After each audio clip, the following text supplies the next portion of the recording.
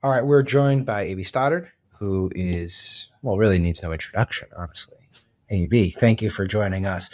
What we're going to do is we're going to talk about the piece that you have up for the Bulwark on Nancy Pelosi, but I wanted to get a little philosophical too. First of all, why don't we start with what the piece is about in the context of it so that the viewer can have a little bit of understanding of why we're talking about Pelosi. Yeah, I hope that people who needed to check out of the last 3 weeks because it became so suffocating and so negative, look back and sort of catch up about what was going on behind the scenes, because it was really incredible. We had hints of it in public. Do you want him to run? I want him to do whatever he decides to do. This was kind of the biggest power play that I think you and I have seen in our lifetimes or covering Washington. I mean, this is, since we've been following this town, we know who's influential. We knew that this was an incredibly Shakespearean saga playing out, Joe Biden refusing to step aside.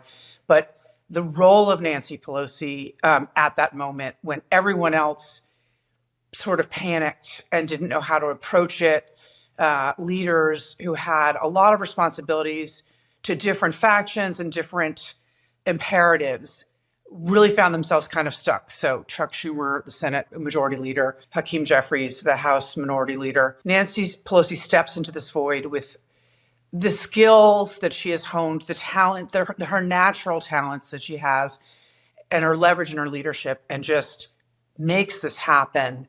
And look, I mean, Sam, I really tried not to drool all over her in this piece. I did not use the word hero, but I am a woman and someone who has 5 kids and raises them and then becomes this person, you know, kind of in the second half of her life, and is at the peak of her power at 84 is really a force to be reckoned with. Yeah. What does she possess that other people don't? How did she affect Biden's departure from the race in ways that Chuck Schumer or Hakeem Jeffries or Barack Obama couldn't?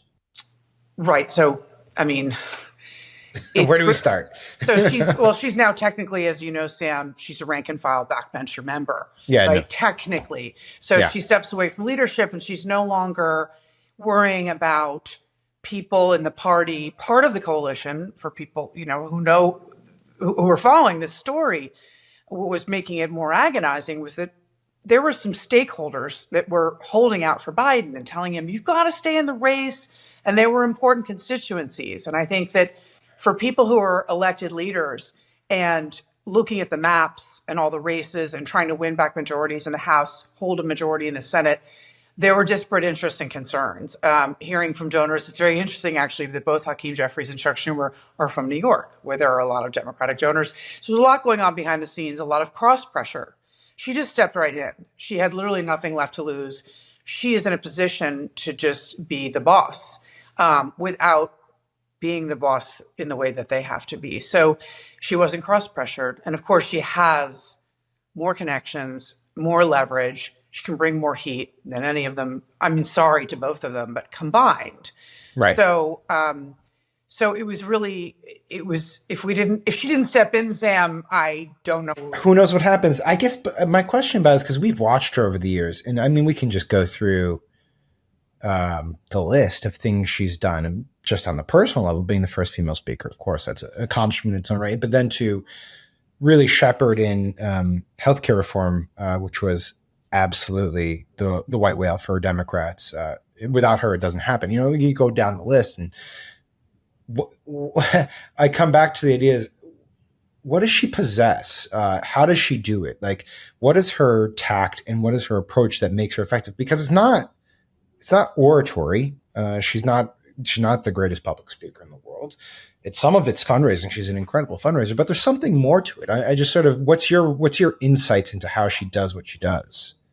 Well, let's just start when you mentioned healthcare. Let's just step back. I mean, she's just extremely tough and gutsy. So back in that really painful period for Democrats in 2009 and 10, agonizing over how to get their coalition together on the Affordable Care Act. There are so many stops and starts. And she basically, at this moment of real peril, people said, let's water it down. let's just do part of it. And she said, no, Right. we're going to do the whole thing. And that's, I mean, you just have to really be gutsy to have that sort of full speed ahead. She has the stomach, okay? But then, like you said, her style is very specific. She does not care about how good she sounds in speeches or in TV interviews. She doesn't deploy lofty rhetoric, as you said. She doesn't work at it. She actually is not ideological in the way that her opponents paint her as. She seems Right. so liberal. She's so radical. Oh, She's San Francisco liberal. No, No. not really. When- She's practical. She knows exactly what to do in the moment, and she is tacked to the center. You and I have watched her tons of times in consequential moments because she had to, because that's what would win. And that was what would be good for the party electorally. So she is very good at knowing where the center of the electorate is in that moment and how to position frontline Democrats who are in swing districts, et cetera, what to bring to the floor and what not. We remember that she not only had the temerity to throw the squad under the bus at AIPAC. I mean, literally the members who were they were brand new in her caucus, and I think their comments could be described as I don't know if anti-Semitic, anti-Israel. And Right, she made a point of publicly dissing them at a meeting. She would not put the Medicare for all on the House floor. She knows exactly when to push the left to the side. And that's actually really important. Two things on this, because I agree 100%. One is she's smart and does her homework, right? So I think she's lost one vote in her entire career, and that was because this is the first TARP vote, which failed because she was given specific promises of how many House Republicans would be on the vote, and that didn't come through, but she had counted her side of the ledger accurately. The second thing is she works. I don't know if anyone's ever seen her at a social event. She's not socializing. She's working. I remember being at a baseball game with her. I think it was some Red Sox playoff game, and I was struck by the fact that I was there to watch the Red Sox. She was on her phone. It was a World Series game, and she was just working her phone. And that's her life. I mean, she's dedicated her life to this proposition that she's going to outwork her peers. And I think that is reflected in the results. She's smart and she works. I agree, but also it is her style, right? Her style of leadership is to leave no one behind, to make sure that everyone gets their say. And people, once they have buy-in, she gets them, she gets them across the finish line. So that is so critical, right? Always on the phone, always at 5 a.m, midnight, weekends, vacation, whatever it is, making sure that everyone feels that they have been heard and they're invested. And that is how she has maintained this cohesion, but she does it privately. She doesn't, it's very much behind the veil. And we'll talk about that because that's how she that's how she approached Biden too, right? I mean, There was a lot of calls, a lot of interest in her coming out publicly, right, and browbeating him into leaving the race. She did not do that. Tell me why. So she has a very good sense for the public and the private and what she keeps behind closed doors. And that was sort of the magic of the transition to Hakeem Jeffries. When he replaced her, it was literally all done seamlessly and in private, getting the whole team behind it. So she sees Biden at this moment of real vulnerability.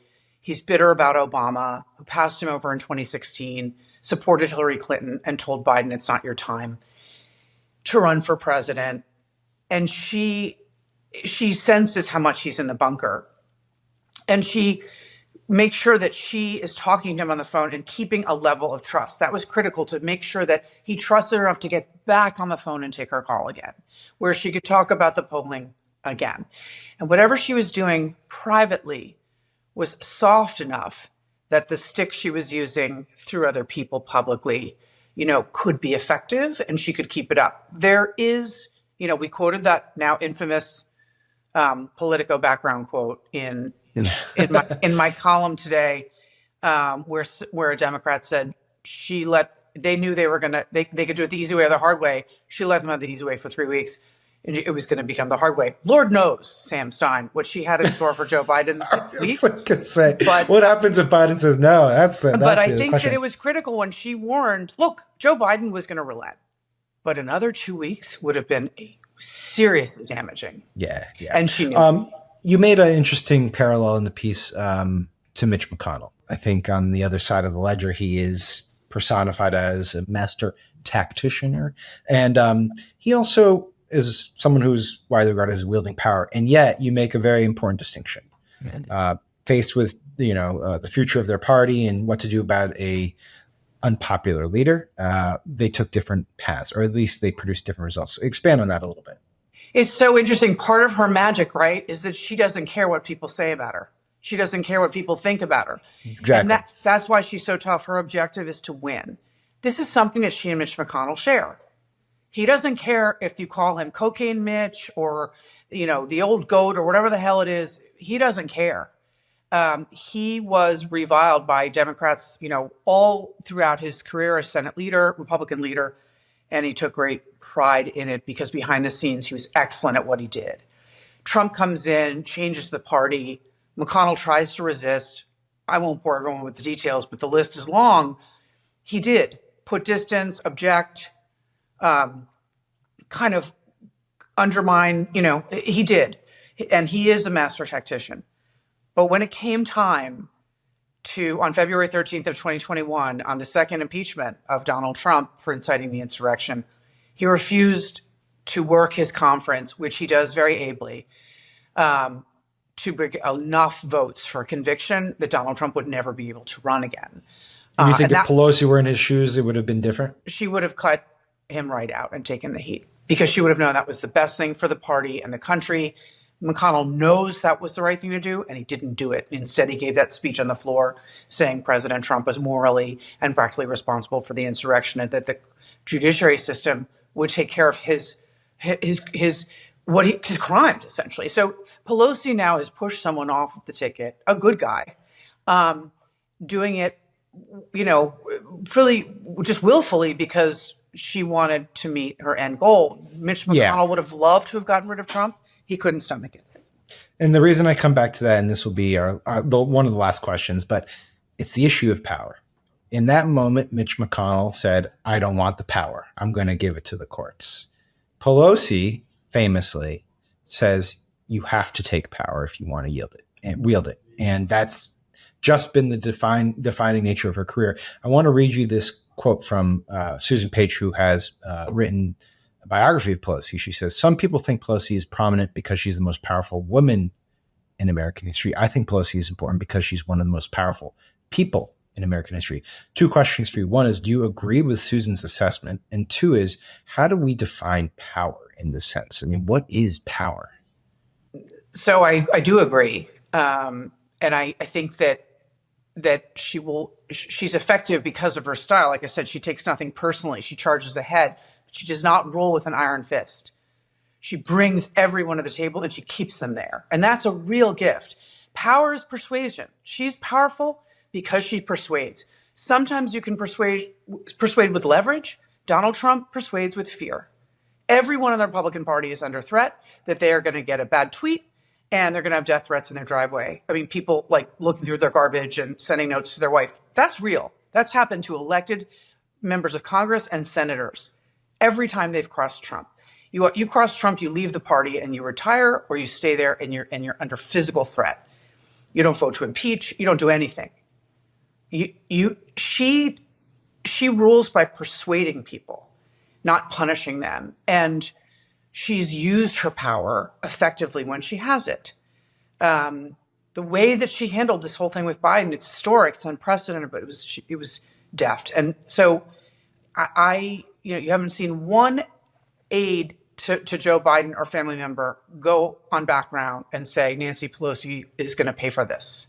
Not one. So she has a real smooth touch and she knows how to use power when she needs to. But she's right. It isn't given. You don't wait in line. When she was a woman coming up in the ranks, she ran against Steny Hoyer, I guess, the first time for leader. And then he was forever her number two. For whip, yeah.